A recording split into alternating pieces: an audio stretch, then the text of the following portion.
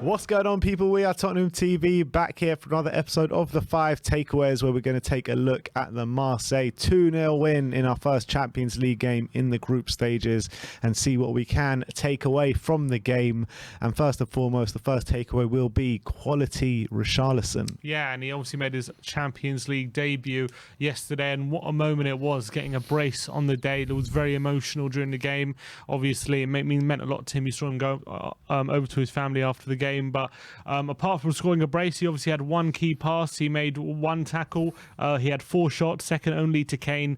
Completed 1 dribble as well. So it was a pretty decent display overall from RICHARLISON on his debut, but obviously capped off by those 2 important winning goals. Actually, our 2 only shots on target throughout the game. So quality from RICHARLISON, and that's 2 starts now where he's really impressed.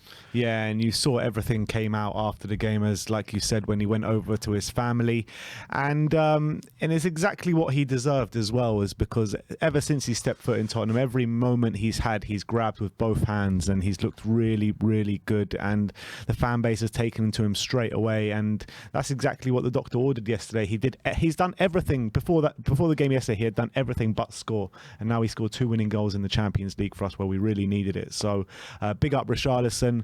That's definitely a good takeaway. Let's move on to the second takeaway, and that is consistent Hojbjerg. Yeah, we seem to do a takeaway on Hojbjerg each week at the moment, because he's playing so well and he's giving such consistent performances. And yet again, the stats show what an impressive display he had. He made 4 tackles. He won 6 of his 8 ground duels. He made 2 key passes as well, and obviously he got that very crucial second assist, which was on a plate for RICHARLISON, a really good cross into the box, which RICHARLISON headed home.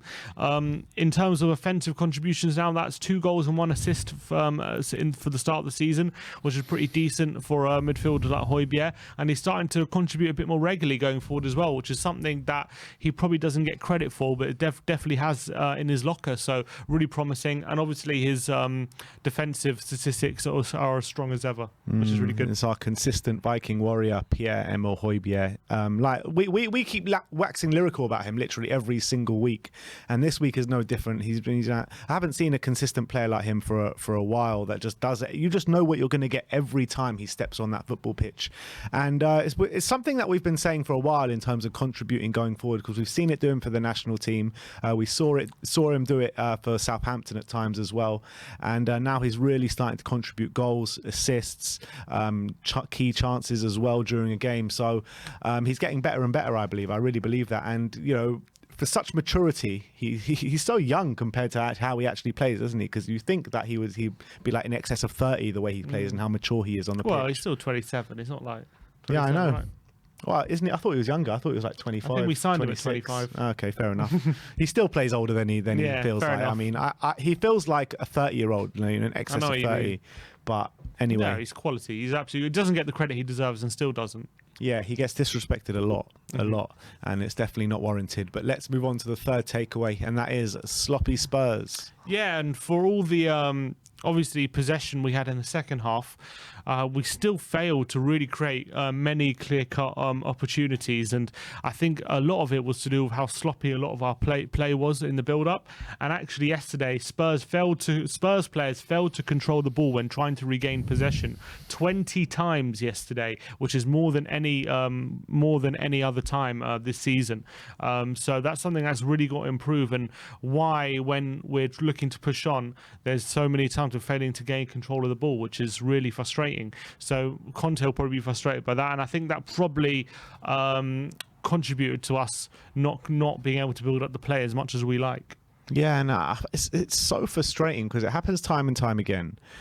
We don't move the ball. We don't move the ball quick enough when we're not playing well, and when we do move the ball, it's not exactly accurate passes. And I don't get why this is happening, because we've got such good passes on the pitch. Like yesterday, we had Longley on the pitch, we had Dyer, we had Romero, Hojbjerg, and Bentancur, who on their day can produce really good passes. And I just don't get why this is happening so often. I really don't. Yeah, it's a difficult one, but it's definitely something we've got to work on. Maybe it just comes down to the quality of players, and you know that's something we've got to realise, because as much as that he's doing really well, there's still levels we can reach if we had maybe a few more technically gifted players in the team. Maybe that's something to look at, but still a bit too sloppy. Definitely. Let's move on to the fourth takeaway, and that is wayward finishing. And that goes to our finishing as well, especially yesterday. We had 18 shots on goal throughout the game, only 2 on target. We had to wait till the 75th minute to have a shot on target, which is nowhere near good enough, especially when we're facing 10 men throughout the most of the second half. And we had 18 shots, 11 of which were inside the box as well. And obviously only those 2 on target. And of the 18 shots, 9 of them were blocked. So we have to get better at maybe trying to open up the opposition and creating better quality opportunities, and especially when we do go opportunities, the finishing has to be a bit tighter. And at the moment, especially yesterday and the Fulham game, the finishing just hasn't been the best. That's something that we got to improve on. Yeah, it's true. I mean, like, you got to give credit to Marseille, the way they defended yesterday. They really dug deep. I mean, you said 9 blocks. Yeah, out of 18 shots. That's an impressive number, you know what I mean? So you got to give credit to Marseille, but I definitely agree with your point saying we need to be more clinical, we need to kill games, and we need to stamp our authority when we know we can, because the Fulham game and the Marseille game, with a bit of kind of cutting edge and a bit more clinical edge as well, we'll be winning these games much more comfortably. Let's move on to the fifth and final takeaway, and that is limiting chances. Yeah, and this is defensively, and we're still in a good way defensively, and I think yesterday showed that again. Despite Marseille having a lot of the control for the first half, we still limited them to pretty much 1 shot on target, which was a shot outside the box from Guendouzi. Even in our worst moment in the game, we still had the best opportunity in that half with Harry Kane.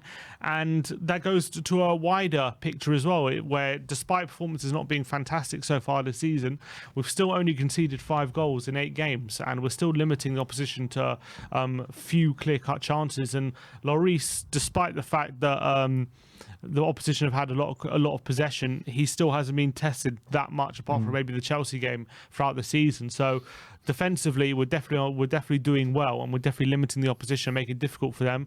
We just got to make sure that we do a bit more when we are in possession, in getting a bit more control and keeping the ball a bit better. But when it comes to defensively, we're still doing pretty well this season.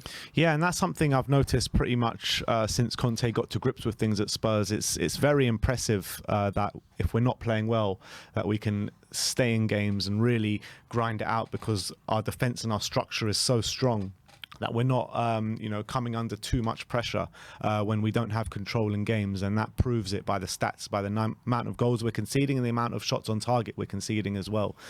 So in that sense, it's impressive.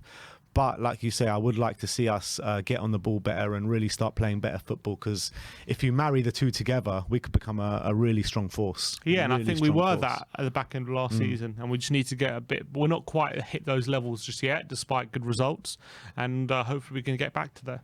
Absolutely. Well, that is our 5 takeaways from the 2-0 win against Marseille yesterday. Let us know in the comment section below what you think of our takeaways, and let us know your takeaways in the comment section below. Like, subscribe and comment, and as always, come on you Spurs.